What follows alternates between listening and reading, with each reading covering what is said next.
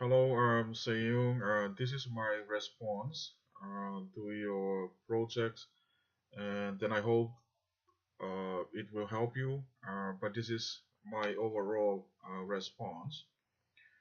I think I really appreciate the topic that you focus on in your integrative projects, and what I really like is how you use the personal stories, especially an immigrant child in comparisons with the children, and for those that they are undocumented, they live over here in US. Um, I also appreciate when you use the case study, um, and especially with the immigrant family, with the girl that in your context and in your church.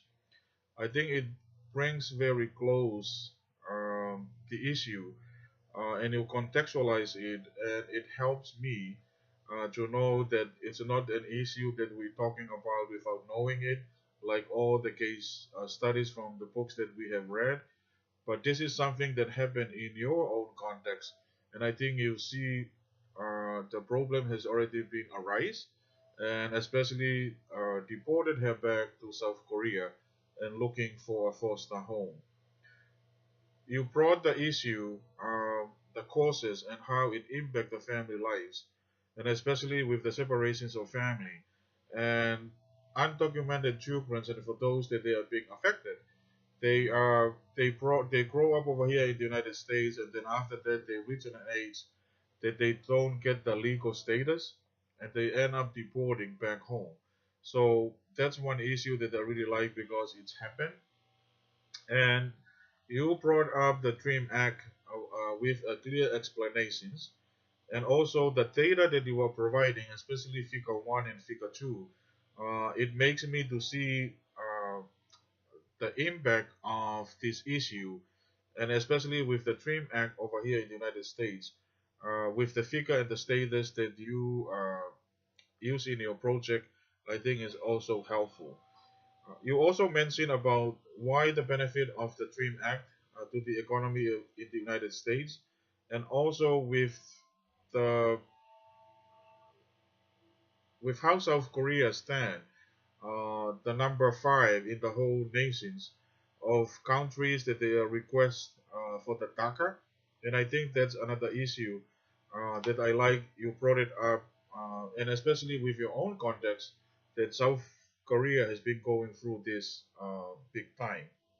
Um, I also liked the idea how you brought up in your project about the benefit that these children will get, and especially they going to high school, they graduate from high school and they look forward to go to college, but because of the issue, but you try to explain how it will help the economy, not only that, but how they will enter to college. And I never even thought about the benefit of being serving in the military, but I think you brought it up in your project, and also access to the in-state tuitions, because I know going to school is so expensive. Thinking about tuition fees, one of the strengths of your paper that I like, when you look at the theological approach with the Christian hospitality, and you look how it uh, related to the stories in the Bible, and how you analyze the theological stand of what you've been trying to write in your project with the story of Zacchaeus. That's a really good example of Christian hospitality, of Zacchaeus, that he offered to Jesus and invited him to come to his house, and then he shared the meal with the table.